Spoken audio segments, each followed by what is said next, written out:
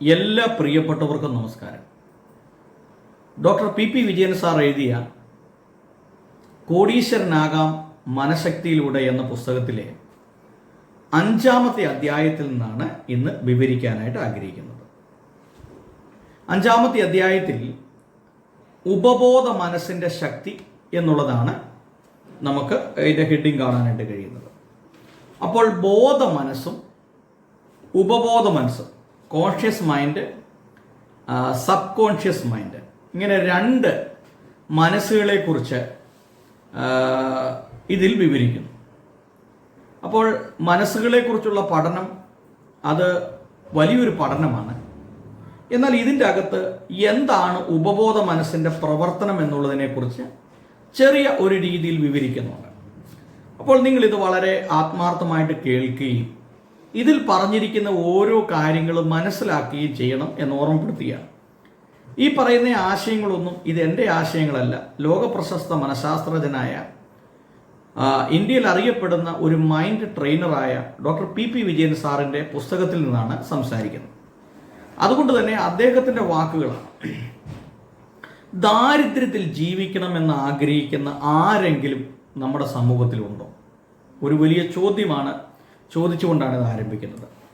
എല്ലാവർക്കും മെച്ചപ്പെട്ട ഒരു ജീവിത നിലവാരം വേണം എന്നാണ് എല്ലാവരും ആഗ്രഹിക്കുന്നത്. ഓരോ വ്യക്തികളും അവരുടെ ജീവിതത്തിലെ പ്രയത്നം എന്ന് പറയുന്നത് പണം സമ്പാദിക്കുക എന്നുള്ള ഒരു ചിന്ത അവരുടെ ഉള്ളിലുണ്ട്. പണം സമ്പാദിച്ചെങ്കിൽ മാത്രമേ നല്ല ഒരു കുടുംബം നമുക്ക് കെട്ടിപ്പടുക്കുവാനായിട്ട് കഴിയുള്ളൂ. സ്വന്തമായിട്ടൊരു വീട് വേണം, അല്പം സ്ഥലം വേണം, അല്പം കൃഷിയിടം വേണം, ഒരു വാഹനം വേണം.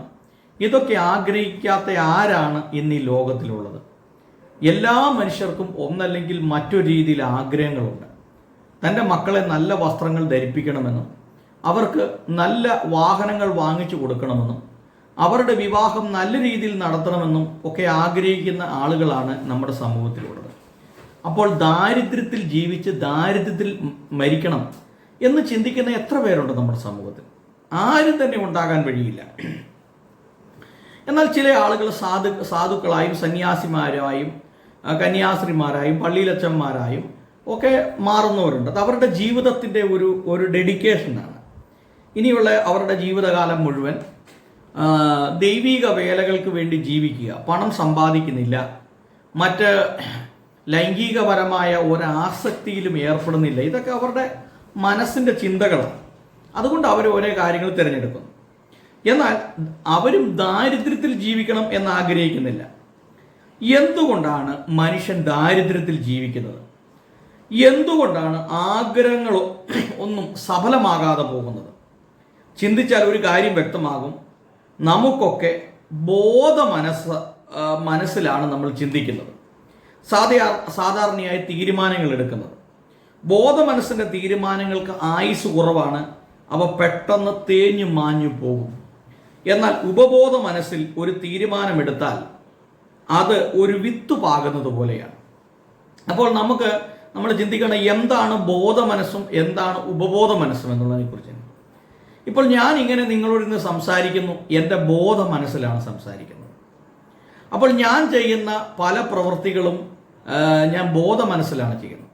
എന്നാൽ 24 മണിക്കൂറും എൻ്റെ ഉപബോധ മനസ്സ് ഉണർന്ന് പ്രവർത്തിക്കുകയാണ്.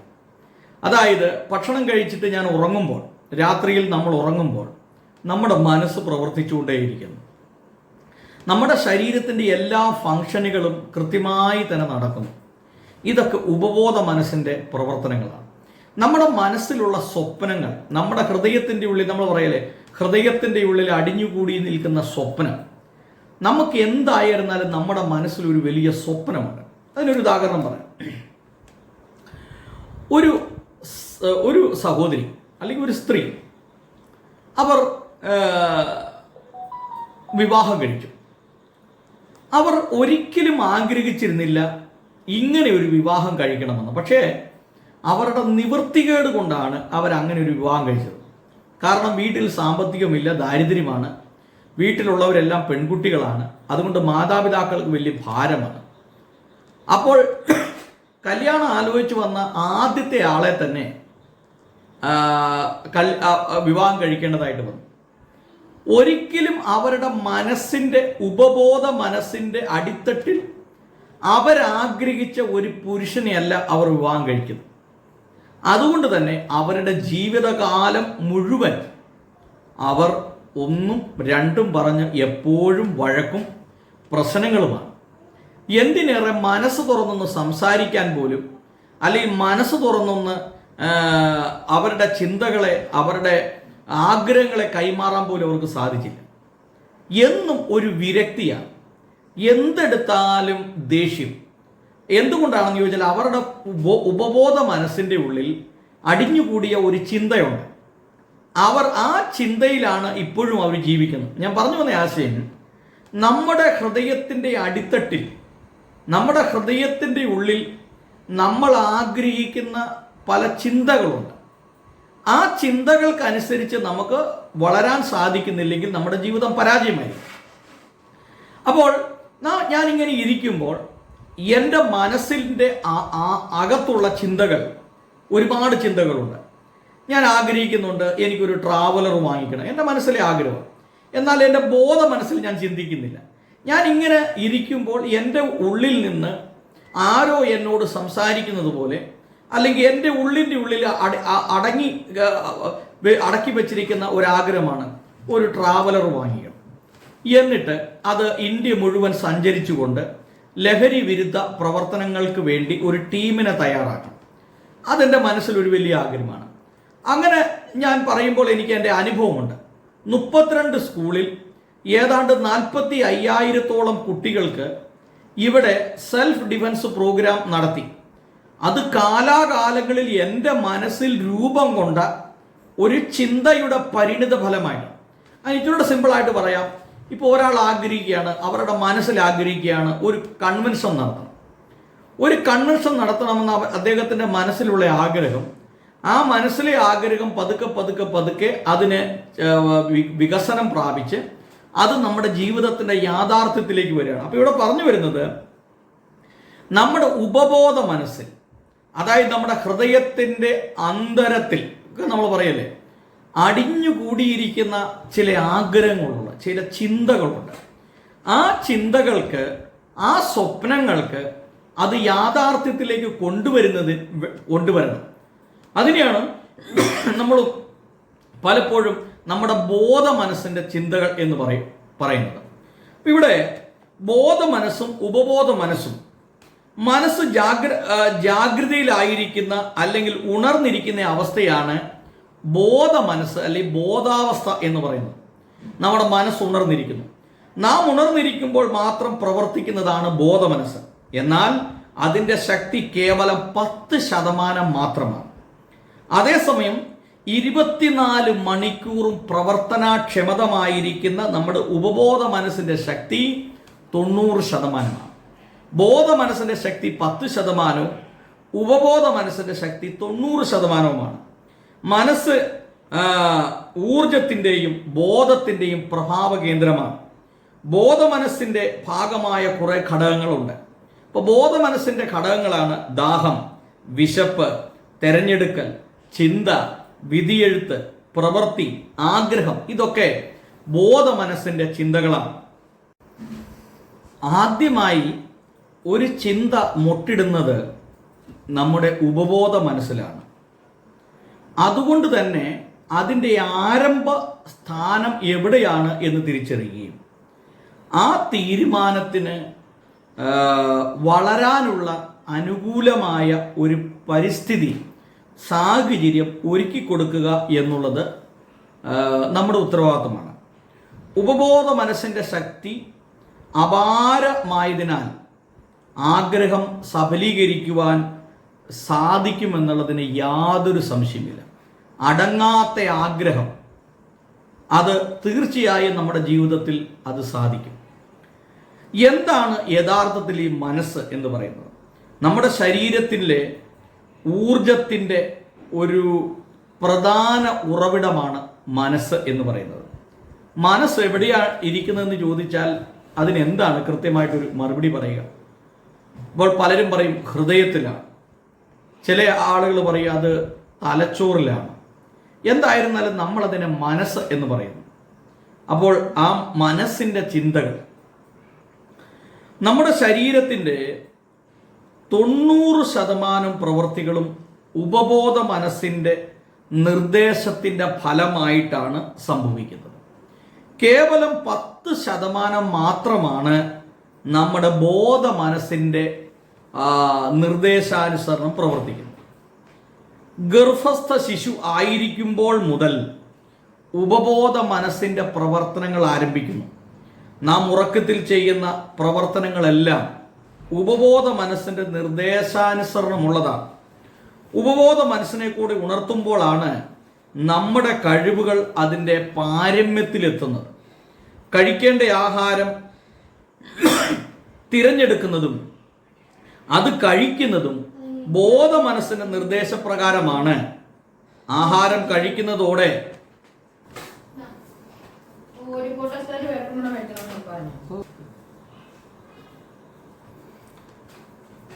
കഴിക്കേണ്ട ആഹാരം തിരഞ്ഞെടുക്കുന്നതും അത് കഴിക്കുന്നതും ബോധ മനസ്സിൻ്റെ നിർദ്ദേശപ്രകാരമാണ്. എന്നാൽ ആഹാരം കഴിക്കുന്നതോടുകൂടെ ബോധ മനസ്സിൻ്റെ ജോലി തീർന്നു. ആഹാരം ശരീരത്തിനുള്ളിൽ എത്തിക്കഴിഞ്ഞാൽ അതിൻ്റെ പ്രവർത്തനങ്ങളെയെല്ലാം നിയന്ത്രിക്കുന്നത് ഉപബോധ മനസ്സിൻ്റെ നിർദ്ദേശപ്രകാരമാണ്. ദഹനം മുതൽ വിസർജനം വരെയുള്ള പ്രക്രിയ ഉപബോധ മനസ്സിൻ്റെ പ്രവൃത്തിയാണ്. ദഹിച്ച ആഹാരം ശരീരത്തിലെ ഓരോ കോശങ്ങളിലും എത്തി ഊർജമായി മാറുന്നതിനിടയിൽ ദഹനരസം ഉൽപ്പാദിപ്പിക്കുന്നത് പോലുള്ള പല കാര്യങ്ങളും ചെയ്യേണ്ടതുണ്ട്. ഇതിനെ എല്ലാമുള്ള നിർദ്ദേശം കൊടുക്കുന്നത് ഒരിക്കലും ആ ബോധ മനസ്സല്ല, അത് ഉപബോധ മനസ്സിൻ്റെ പ്രവർത്തനങ്ങളാണ്. എന്താഹാരം കഴിച്ചു, എത്രമാത്രം കഴിച്ചു എന്ന് മനസ്സിലാക്കി അത് ദഹിപ്പിക്കാൻ ആവശ്യമായിട്ടുള്ള ആമാശയ രസം ഉപബോധ മനസ്സിൻ്റെ നിർദ്ദേശത്താൽ ശരീരം തന്നെ സൃഷ്ടിച്ചെടുക്കുകയാണ് ചെയ്യുന്നത്. ആഹാരം ഊർജമായി മാറുന്നതുവരെയുള്ള എല്ലാ ജോലികളും സ്വാഭാവികമായി നടക്കുന്നു. ഇവിടെ ഉപബോധ മനസ്സിന്, ഇവിടെ ബോധ മനസ്സിനൊരു സ്ഥാനമില്ല. ഇപ്പം നമ്മുടെ ശരീരത്തിൽ നടക്കുന്ന ഓരോ പ്രവർത്തനങ്ങൾ, ബ്ലഡ് സർക്കുലേഷൻ, ഇതൊന്നും നമ്മൾ അറിയുന്നില്ല. കാരണം നമ്മൾ അതിനെക്കുറിച്ച് ചിന്തിക്കുന്നില്ല. ഇതിങ്ങനെ ഓട്ടോമാറ്റിക്കായിട്ട് ഇത് നടന്നുകൊണ്ടിരിക്കുകയാണ്. നമ്മുടെ ശരീരത്തിൽ നടക്കുന്ന ദഹന പ്രക്രിയകൾ, ശരീരത്തിൻ്റെ വളർച്ച, ആന്തരിക അവയവങ്ങളുടെ പ്രവർത്തനങ്ങൾ, ഇതെല്ലാം ഒരു ശരീരം ഒരു മെഷീൻ പോലെ ഇങ്ങനെ പ്രവർത്തിച്ചു കൊണ്ടിരിക്കുകയാണ്. എന്നാൽ ബോധ മനസ്സിൽ നമ്മൾ ചെയ്യുന്ന ഓരോ കാര്യങ്ങളും നമ്മൾ തിരിച്ചറിയുന്നു. എന്നാൽ ഉപബോധ മനസ്സിൽ നമ്മൾ എന്തൊക്കെ പ്രവൃത്തി ചെയ്യുന്നു എന്നുള്ള കാര്യങ്ങളെ നമ്മൾ തിരിച്ചറിയുന്നില്ല. ഇതാണ് ഈ ബോധ മനസ്സും ഉപബോധ മനസ്സും തമ്മിലുള്ള ഒരു വ്യത്യാസം. നമ്മൾ ഒരു ചെറിയ വിവരണത്തിലൂടെ നമുക്ക് മനസ്സിലാക്കണം. ഇപ്പോൾ ബോധ മനസ്സിൻ്റെയും ഉപബോധ മനസ്സിൻ്റെയും പ്രവർത്തനങ്ങളെക്കുറിച്ച് ഒരുപാട് കാര്യങ്ങൾ പഠിക്കാനുണ്ട്. അതൊരു വലിയ വിശാലമായ പഠന പരമ്പര തന്നെയാണ്. ഓരോരുത്തരുടെയും കഴിവുകൾ വ്യത്യസ്തമാണ്. ഈ കഴിവുകൾ സ്ഥിതി ചെയ്യുന്ന ബോധ മനസ്സിന് അതിനെക്കുറിച്ചൊരു ബോധ്യമുണ്ട്. നമ്മുടെ ശരീരം ഒരു ഉദാഹരണം പറഞ്ഞാൽ വലിപ്പമുള്ള ഒരു കപ്പലാണ് എന്ന് സങ്കല്പിക്കുക. എന്നാൽ കപ്പിത്താൻ്റെ നിർദ്ദേശം അനുസരിച്ച് മാത്രമേ ഒരു കപ്പൽ മുമ്പോട്ട് പോവുകയുള്ളൂ. അവിടുത്തെ ആളുകളെല്ലാം വന്ന് ഇന്ന സ്ഥലത്തേക്ക് പോകണമെന്ന് പറഞ്ഞാൽ അത് നടക്കണമെന്നില്ല. ഇതാരാണോ ഇതിനെ നിയന്ത്രിക്കുന്നത്, ആ നിയന്ത്രിക്കുന്ന വ്യക്തിയാണ് തീരുമാനിക്കുന്നത് ഇത് എവിടെയാണ് എത്തപ്പെടേണ്ടത്, എന്താണ് ഇതിൻ്റെ ലക്ഷ്യബോധം എന്നുള്ളത്. അപ്പോൾ നമ്മൾ മനസ്സിലാക്കേണ്ടത്, നമ്മൾ ഓരോ കാര്യങ്ങൾ പ്രവർത്തിക്കുമ്പോഴും ചിന്തിച്ച് പ്രവർത്തിക്കുക. ആ ചിന്ത നമ്മുടെ ജീവിതത്തിൽ ഒരുപാട് ഉയർച്ചകളും താഴ്ചകളും നമ്മളെ കൊണ്ടെത്തിക്കും. പെട്ടെന്നുള്ള എടുത്തിയാട്ടം കൊണ്ട് നമുക്ക് ജീവിതത്തിൽ ഒന്നും നേടാനായിട്ട് സാധ്യമല്ല. നമ്മൾ ഓരോ കാര്യങ്ങളും വിവേചിച്ചറിയുകയും ഓരോ കാര്യങ്ങൾ അതിൻ്റെ സമയത്ത് നടക്കുന്നതിന് വേണ്ടി നാം ക്ഷമയോടുകൂടെ കാത്തിരിക്കുകയും ചെയ്യണം എന്നുള്ളത് നമ്മുടെ ജീവിതത്തിലെ ഒരു വലിയ കാര്യമാണ്. അതിന് ഒരു ഉദാഹരണം ഇവിടെ കൊടുത്തിട്ടുണ്ട്. ഒരു പാരച്യൂട്ടിൻ്റെ ഒരു ഉദാഹരണം കൊടുത്തിട്ടുണ്ട്. അതായത് ഒരു വിമാനത്തിൽ 5 പേർ യാത്ര ചെയ്യുകയായിരുന്നു. 5 പേർ യാത്ര ചെയ്യുന്നത്, ഒരാൾ അമേരിക്കയുടെ പ്രസിഡന്റും മറ്റൊന്ന് അദ്ദേഹത്തിൻ്റെ ഭാര്യയും. ഒരു കഥയാണ്. അപ്പോൾ ഈ ഒരാൾ പൈലറ്റ്, മറ്റ് 2 പേര് അമേരിക്കയുടെ പ്രസിഡന്റിൻ്റെ ഭാര്യ, പിന്നെ ഒരാൾ ഒരു ബിഷപ്പും, പിന്നെ ഒരു സ്കൂളിൽ പഠിക്കുന്ന ഒരു കുട്ടി. ഇവരിങ്ങനെ യാത്ര ചെയ്യുമ്പോൾ പെട്ടെന്ന് പ്ലെയിൻ തകരാറിലായി. പൈലറ്റ് പറഞ്ഞു, അതായത് പ്ലെയിൻ തകരാറിലായിരിക്കുന്നു, പാരച്യൂട്ട് നമ്മൾ 5 പേരുണ്ട്, പക്ഷെ 4 പേർക്കുള്ള പാരച്യൂട്ടേ ഉള്ളൂ, അതുകൊണ്ട് എനിക്ക് എന്തായാലും രക്ഷപ്പെടണം, അതുകൊണ്ട് ഞാൻ ചാടുകയാണ് എന്ന് പറഞ്ഞുകൊണ്ട് ഒരു പാരച്യൂട്ട് എടുത്തുകൊണ്ട് ഈ പൈലറ്റ് താഴത്തോട്ട് ചാടി. അപ്പോൾ ഉടൻ തന്നെ അമേരിക്കയുടെ പ്രസിഡന്റിൻ്റെ ഭാര്യ പറഞ്ഞു, അടുത്ത പ്രസിഡന്റ് ആകാനുള്ളത് ഞാനാണ്, അതുകൊണ്ട് എനിക്കും ജീവിക്കണം എന്ന് പറഞ്ഞുകൊണ്ട് അദ്ദേഹവും ഒരു പാരച്യൂട്ട് എടുത്ത് ചാടി. അടുത്തത് പ്രസിഡന്റാണ്. പ്രസിഡന്റ് പറഞ്ഞു, എനിക്ക് ജീവിക്കാതിരിക്കാൻ പറ്റില്ല, കാരണം ഞാൻ പ്രസിഡന്റാണ്. അദ്ദേഹവും ചാടി. അപ്പോൾ അടുത്തിരുന്ന ബിഷപ്പ് പറഞ്ഞു, കുട്ടിയോട് പറഞ്ഞു, മോനെ, എനിക്ക് വയസ്സായി, എനിക്ക് പ്രായമായി, അതുകൊണ്ട് നീ ഈ പാരച്യൂട്ട് എടുത്തുകൊണ്ട് താഴ്ത്തോട്ട് ചാടിക്കൂ, കാരണം എൻ്റെ ജീവിതം തീർന്നതാണ്. അപ്പോൾ ഇവിടെ ആ കഥ പറയുന്നത് ഇങ്ങനെയാണ്. ആ കുട്ടി ഈ ബിഷപ്പിനോട് പറഞ്ഞു, പിതാവേ, അങ്ങ് പേടിക്കണ്ട, അമേരിക്കയുടെ ഈ പ്രസിഡന്റ് പാരച്യൂട്ടാണ് എന്ന് എടുത്തത് എൻ്റെ ബാഗാണ്, എൻ്റെ ബാഗ് എടുത്തുകൊണ്ടാണ് അദ്ദേഹം താഴ്ത്തോട്ട് ചാടിയത്, പക്ഷേ നമുക്ക് 2 പേർക്കുള്ള പാരച്യൂട്ട് ഇവിടെയുണ്ട്. അപ്പോൾ ഈ കഥകൾ പറയുന്നത് ചെയ്യുന്ന കാര്യത്തിന് വേഗതയും ചടുലതയും ഉണ്ട് എന്നതുകൊണ്ട് മാത്രം അത് വിജയിക്കണമെന്നില്ല. അതീവമായ ശ്രദ്ധ, ചെയ്യുന്ന ഓരോ കാര്യത്തിനും അതീവമായ ശ്രദ്ധ ആവശ്യമാണ്. ശ്രദ്ധയില്ലെങ്കിൽ ജീവിതത്തിൽ ഒന്നും നമുക്ക് നേടാനായിട്ട് സാധ്യമല്ല. അപ്പോൾ മനസ്സിനെ നമ്മൾ നിയന്ത്രിക്കുക, വികാരത്തിന് അടിമപ്പെടാതെ കാര്യക്ഷമതമായ കാര്യങ്ങളെക്കുറിച്ച് നമ്മൾ ചിന്തിക്കുക. ഇതാണ് ഇതിൻ്റെ അകത്ത് നമുക്ക് മനസ്സിലാക്കുവാനായിട്ട് കഴിയുന്നത്. അപ്പോൾ നമ്മുടെ ഉപബോധ മനസ്സിൻ്റെ ശക്തിയെക്കുറിച്ച് തിരിച്ചറിഞ്ഞ് അതിനു വേണ്ടി അതിൽ നമ്മൾ വിശ്വസിക്കുക.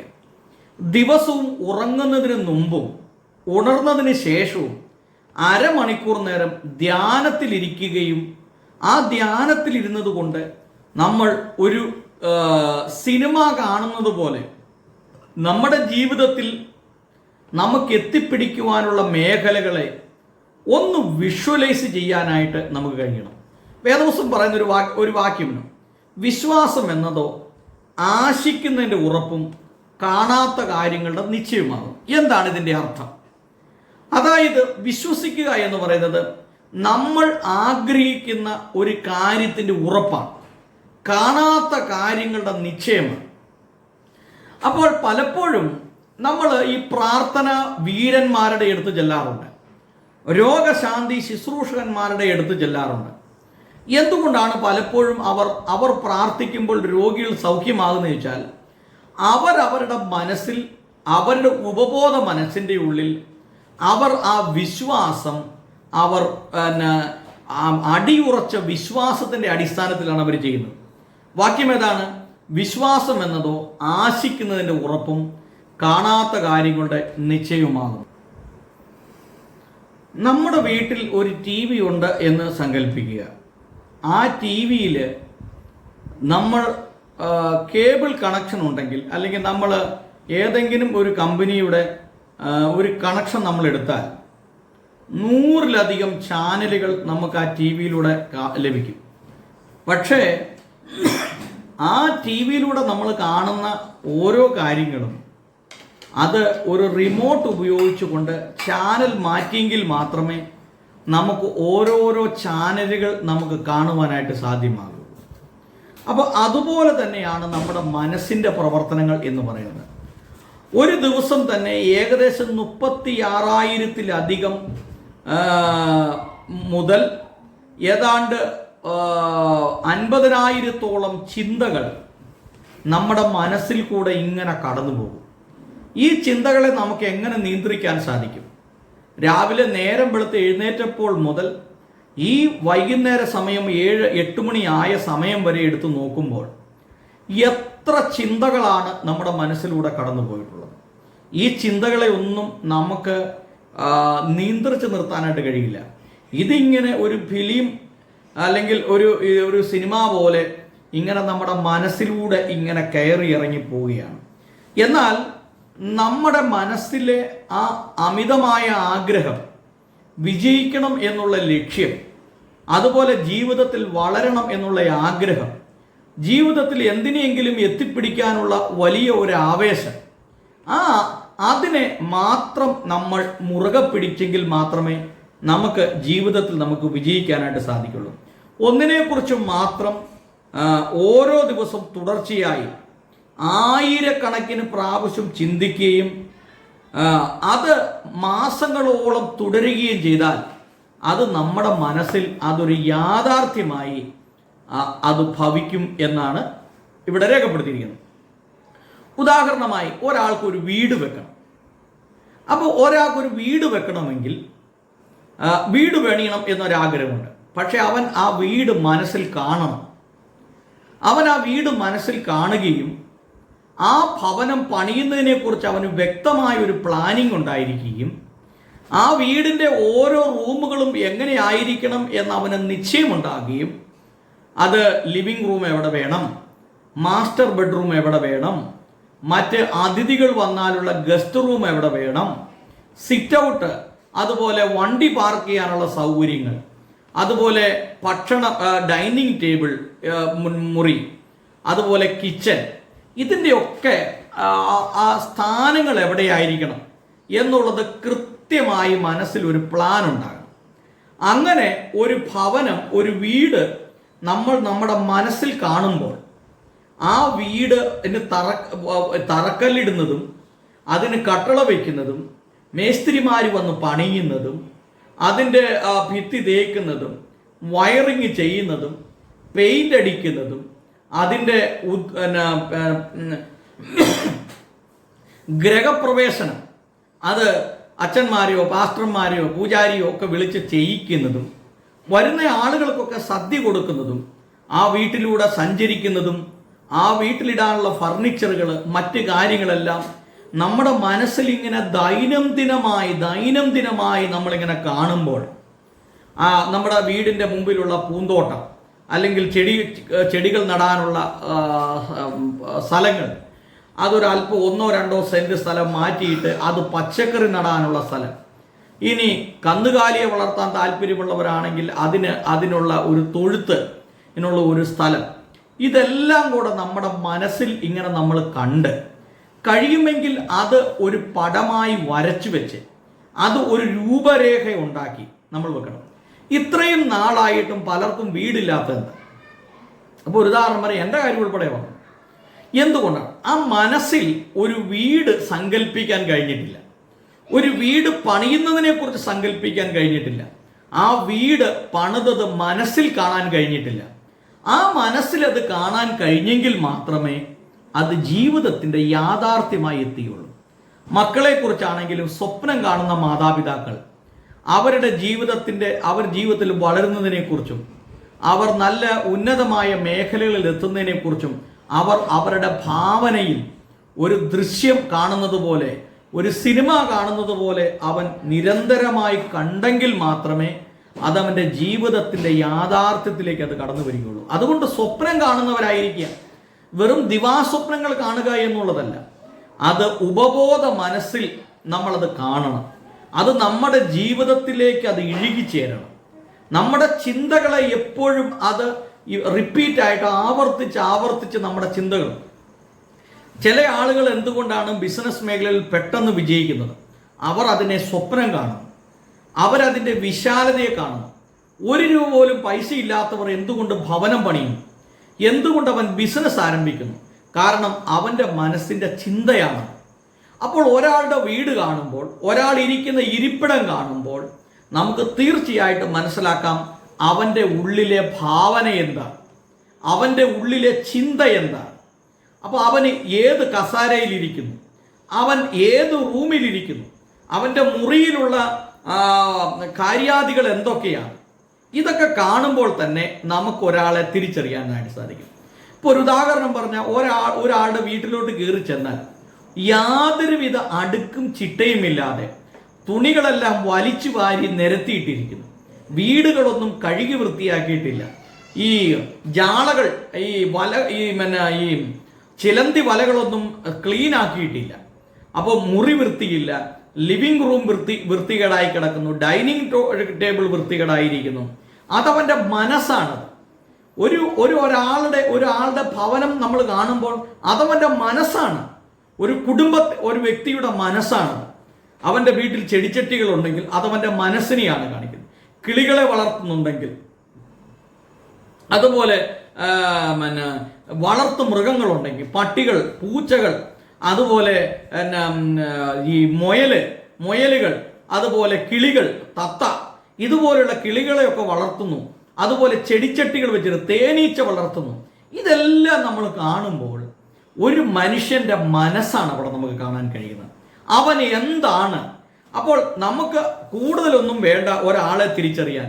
അവൻ്റെ വസ്ത്രധാരണം, അവൻ ഉപയോഗിക്കുന്ന ചെരുപ്പ്, അവൻ്റെ ശരീരത്തിൻ്റെ അവൻ തലമുടി വെട്ടുന്നത്, അവൻ്റെ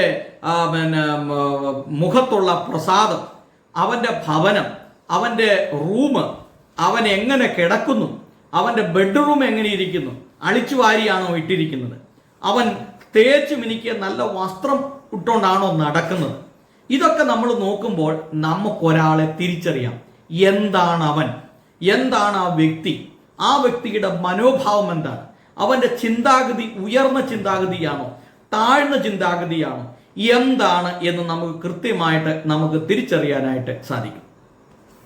അപ്പോൾ ഇതാണ് നമ്മുടെ മനസ്സിൽ എപ്പോഴും നമുക്ക് നമ്മുടെ ജീവിത വിജയത്തെക്കുറിച്ചുള്ള ഒരു വലിയ കാഴ്ചപ്പാട് നമുക്ക് ഉണ്ടാകണം എന്നുള്ളതാണ് ഇതിൽ നിന്ന് നമുക്ക് മനസ്സിലാക്കാൻ.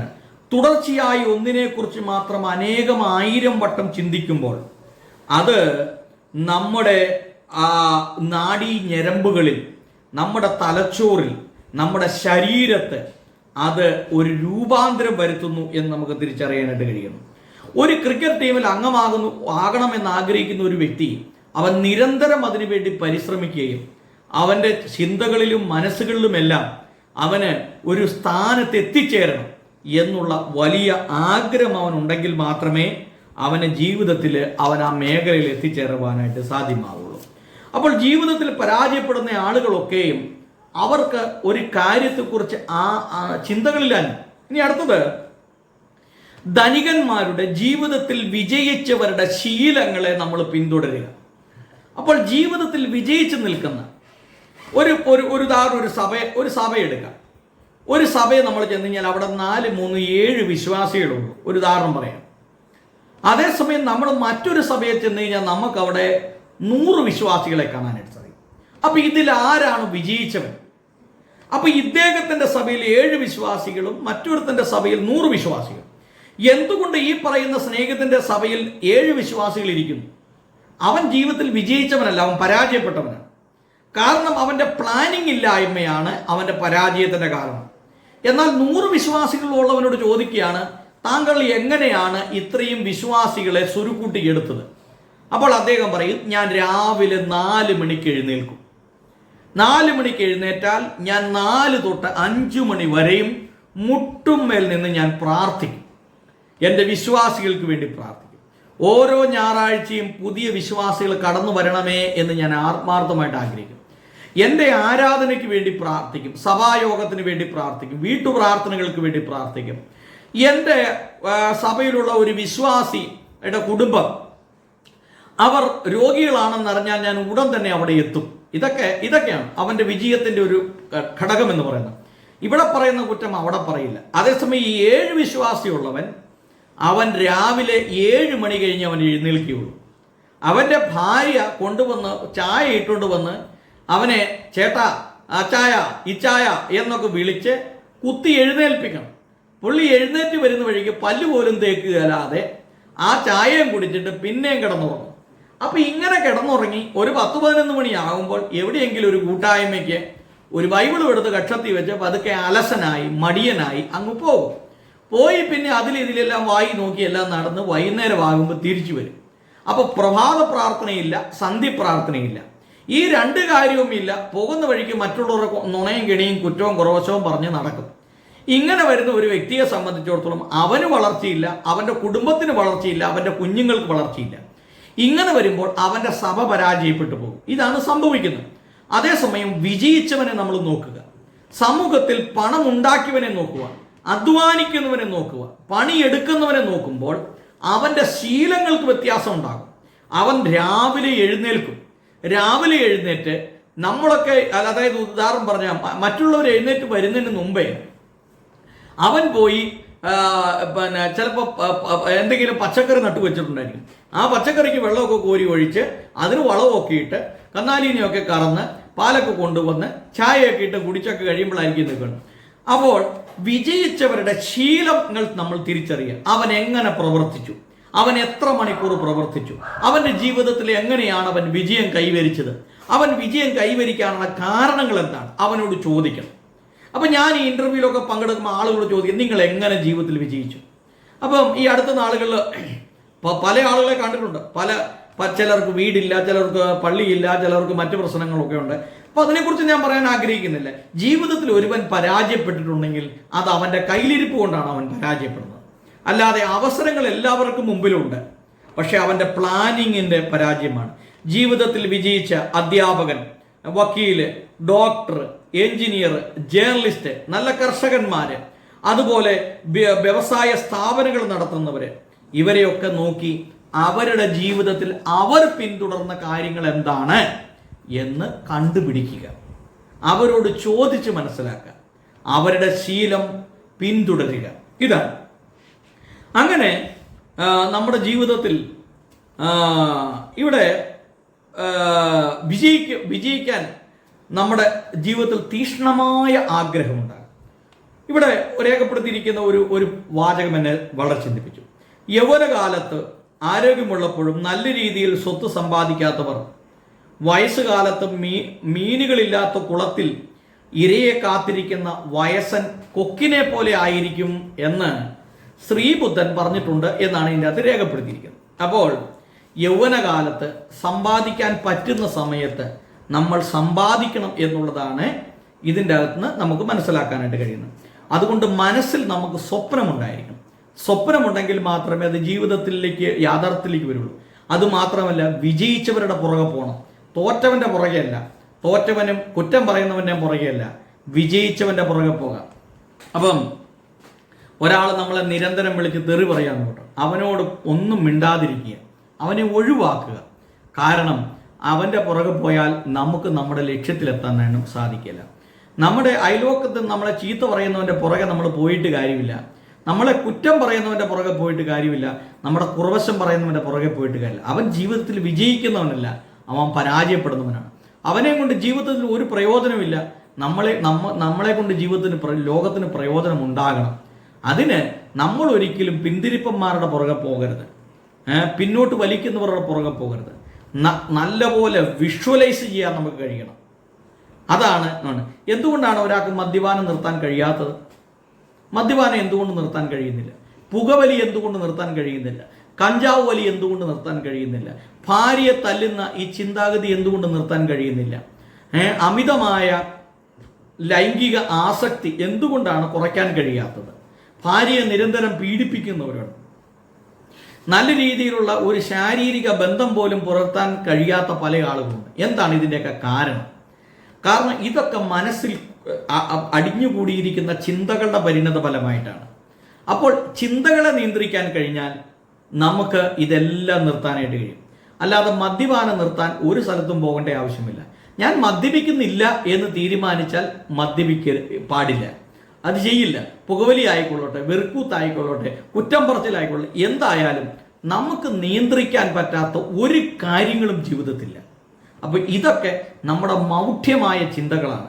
എനിക്കിത് നിയന്ത്രിക്കാൻ കഴിയില്ല, ഞാൻ ഭയങ്കര കോപിഷ്ഠനാണ്, എനിക്ക് ദേഷ്യം വന്നാൽ ഞാൻ ആരെങ്കിലും തല്ലും, അല്ലെങ്കിൽ 4 ചീത്ത പറയും, എൻ്റെ ഭാര്യയെ എനിക്ക് എടുത്തിട്ടൊന്ന് തൊഴിക്കണം, എൻ്റെ ഭാര്യയെ എടുത്തിട്ട് ഇടിക്കണം, അങ്ങനെ ചെയ്താലേ ഞാനൊരു ഭർത്താവ് എന്ന നിലയിൽ എനിക്കൊരു ഗാംഭീര്യത ഉണ്ടാകുള്ളൂ എന്നൊക്കെ ചിന്തിക്കുന്ന മണ്ടത്തരമാണ്. ഇതിനെ പ്രോത്സാഹിപ്പിക്കുന്ന പല ആളുകളുമുണ്ട്. അപ്പോൾ ഇങ്ങനെ ഇതൊക്കെ പ്രോത്സാഹിപ്പിക്കുന്ന ആളുകളുടെ കൂടെ ഇരുന്ന് പിന്തിരിപ്പന്മാരുടെ കൂടെ ഇരുന്ന് കഴിയുമ്പോൾ നമ്മളും പിന്തിരിപ്പന്മാരായിപ്പോകും. അതുകൊണ്ടാണ് ദുഷ്ടന്മാരുടെ ആലോചന പ്രകാരം നടക്കാതെയും പാപികളുടെ വഴിയിൽ നിൽക്കാതെയും പരിഹാസികളുടെ ഇരിപ്പിടത്തിലിരിക്കാതെയും യഹോവയുടെ ന്യായപ്രമാണത്തെ രാപ്പകൽ ധ്യാനിക്കുന്നവൻ ഭാഗ്യവാൻ എന്ന സങ്കീർത്തനക്കാരൻ പറഞ്ഞിരിക്കുന്നു. അതുകൊണ്ട് നല്ല ചിന്തകൾ തരുന്ന പുസ്തകങ്ങൾ വായിക്കുക, നല്ല ചിന്തകൾ തരുന്ന കാര്യങ്ങളെക്കുറിച്ച് നമ്മൾ ചിന്തിക്കുക. അതുകൊണ്ട് പരാജയപ്പെട്ടവരെ നോക്കാതെ വിജയിച്ചവരിലേക്ക് കുതിക്കുക. വിജയിച്ച ആളുകളുടെ പണം കണ്ട് അസൂയപ്പെടാതെ എനിക്കും അവനെ പോലെ വിജയിക്കണം എന്നുള്ള ആത്മാർത്ഥമായ ചിന്താഗതി നമുക്കുണ്ടാക്കി എടുക്കുക. അപ്പോൾ ഈ 5-ാം അധ്യായം അവസാനിക്കുമ്പോൾ ഇത്രയുമാണ് ഈ അധ്യായത്തിൽ രേഖപ്പെടുത്തുന്നത്. ഇനി നമുക്ക് 6-ാം അധ്യായത്തിലേക്ക് നോക്കുമ്പോൾ വലിയ സ്വപ്നങ്ങൾ കാണുക എന്നുള്ളതാണ് ഈ 6-ാം അധ്യായത്തിൽ രേഖപ്പെടുത്തിയിട്ടുള്ളത്.